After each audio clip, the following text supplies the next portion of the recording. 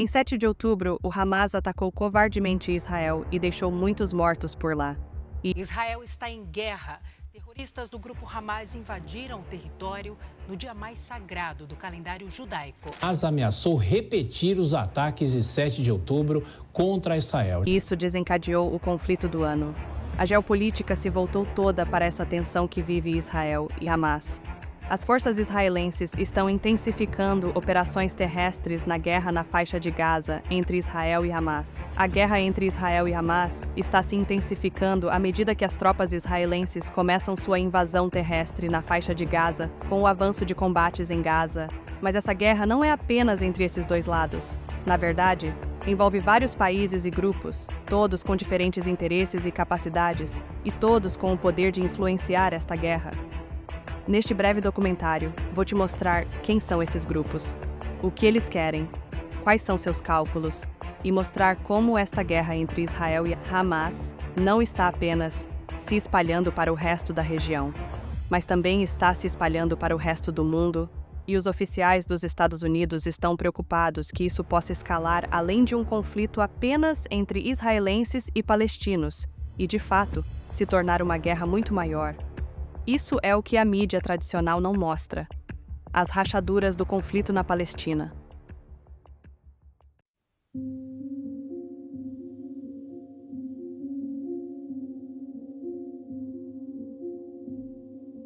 A faixa de Gaza é um dos 2 territórios palestinos, lar de mais de 2 milhões de palestinos, e é diferente da Cisjordânia. A Cisjordânia é dividida e governada por uma mistura de ocupação israelense e um governo nacional palestino.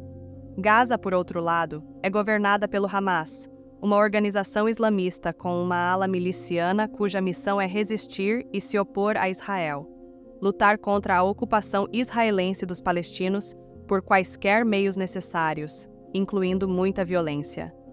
O Hamas escolheu 7 de outubro de 2023 para lançar o ataque mais mortal, derrubando o muro da fronteira que cerca a faixa de Gaza e massacrando civis em um ataque terrestre e de foguetes em Israel.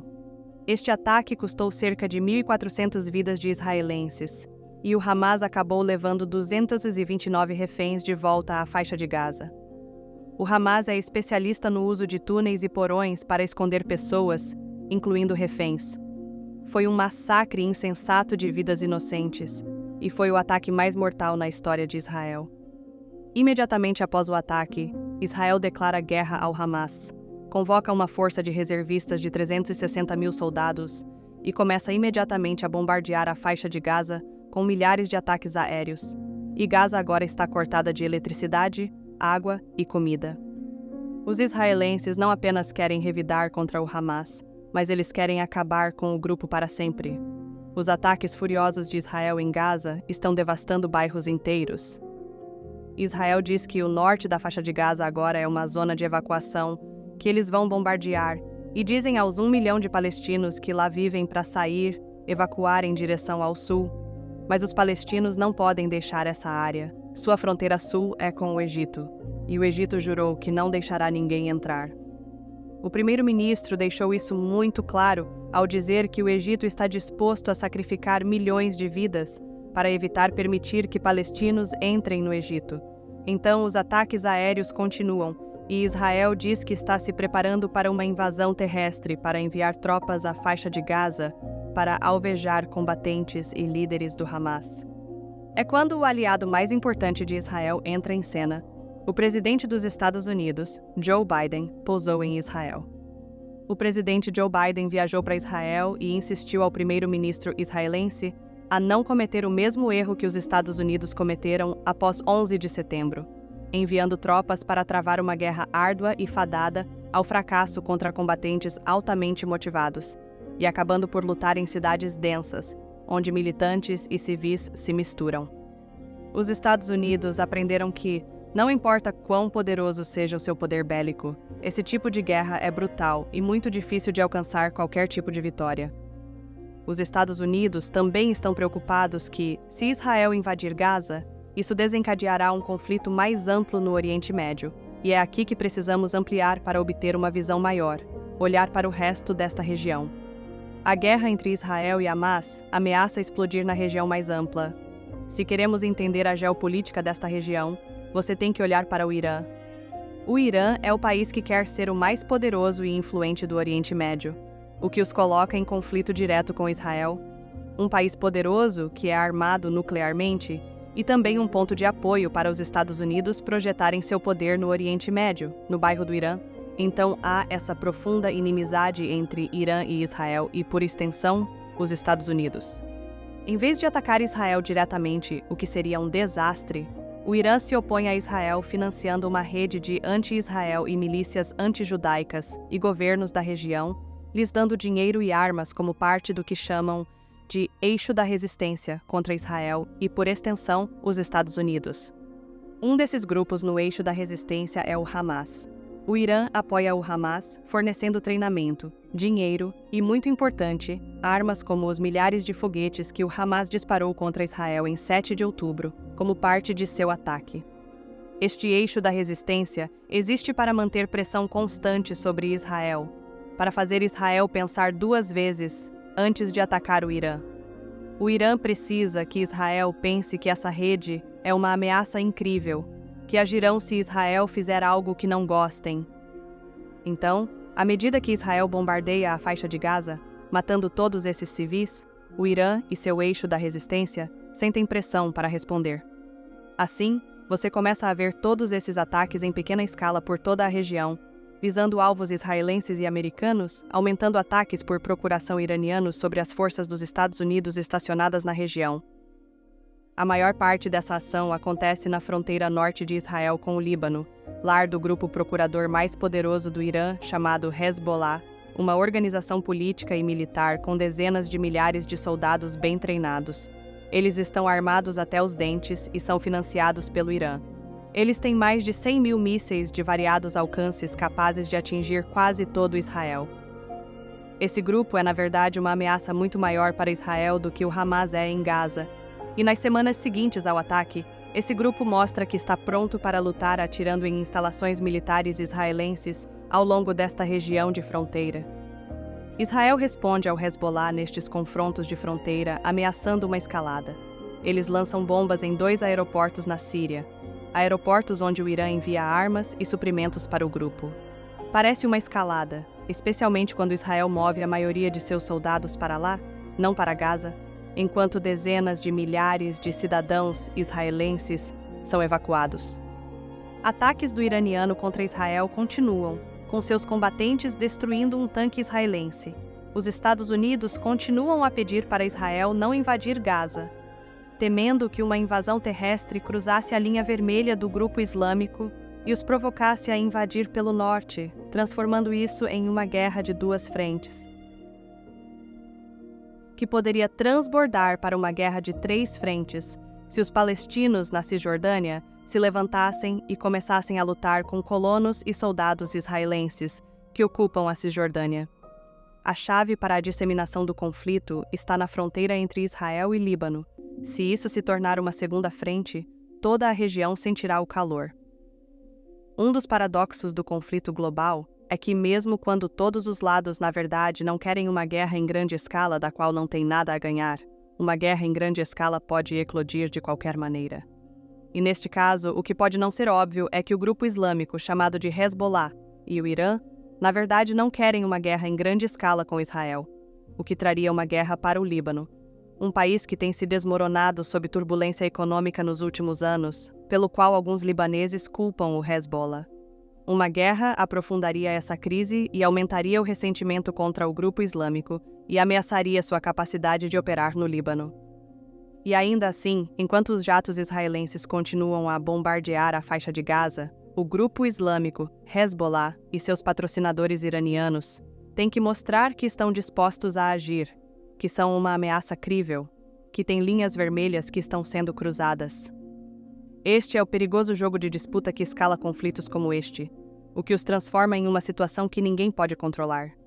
Mas outro paradoxo do conflito global é que algumas ameaças de força podem realmente diminuir a tensão, podem estabilizar um conflito em escalada.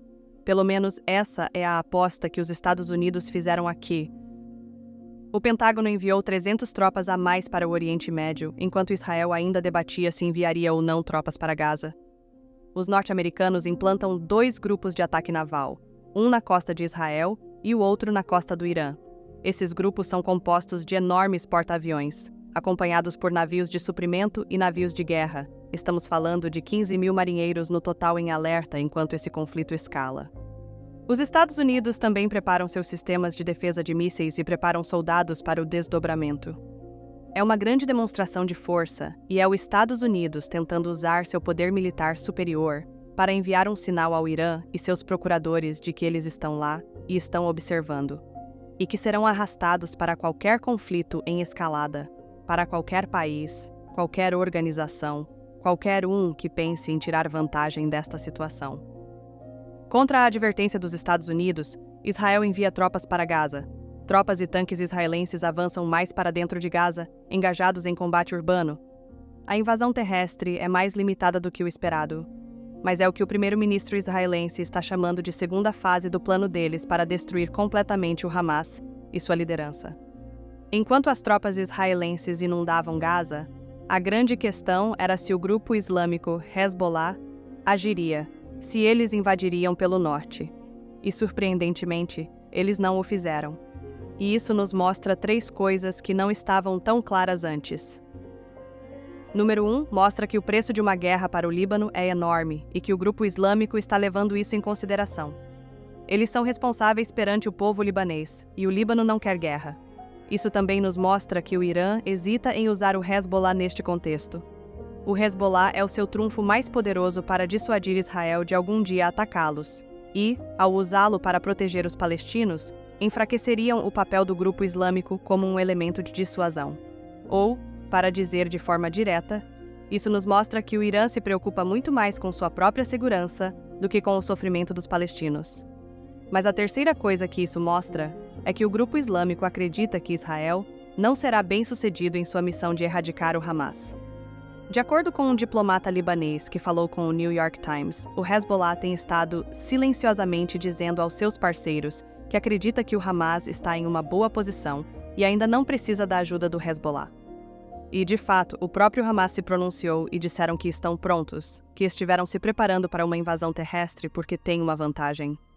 Inevitavelmente, esta invasão terrestre significará atrair soldados israelenses para um labirinto de cidades densamente povoadas, onde os combatentes podem facilmente se esconder e se misturar com os civis, sem mencionar a enorme rede do Hamas, de centenas de quilômetros de túneis subterrâneos, onde eles podem se esconder, armazenar suprimentos e manter seus reféns.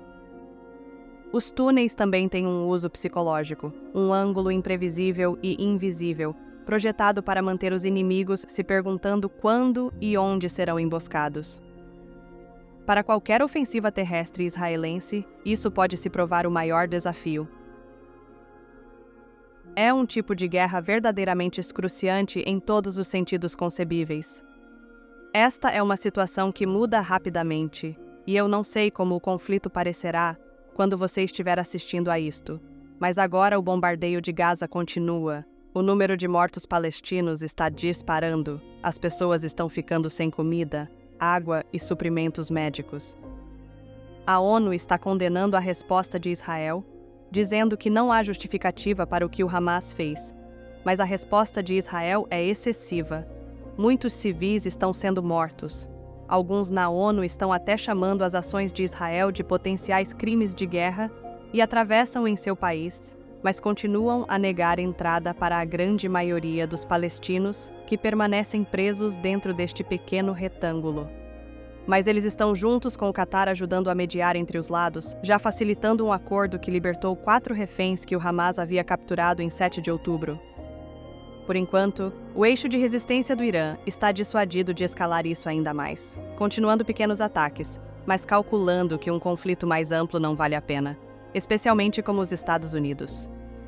Cálculos políticos e o equilíbrio de poder no Oriente Médio, milhões de pessoas confinadas a uma zona de guerra, não têm certeza se a última coisa que verão é o próximo ataque aéreo de jatos israelenses, reféns civis inocentes mantidos em túneis subterrâneos. Não têm certeza se verão suas famílias novamente E as famílias que estão de luto pela perda de seus entes queridos que foram levados por este conflito sem sentido. E na raiz de tudo, os líderes encarregados de proteger seu povo estão falhando miseravelmente. Qual será o desfecho desse conflito? Quem está certo afinal? Na verdade, tem alguém certo nessa história?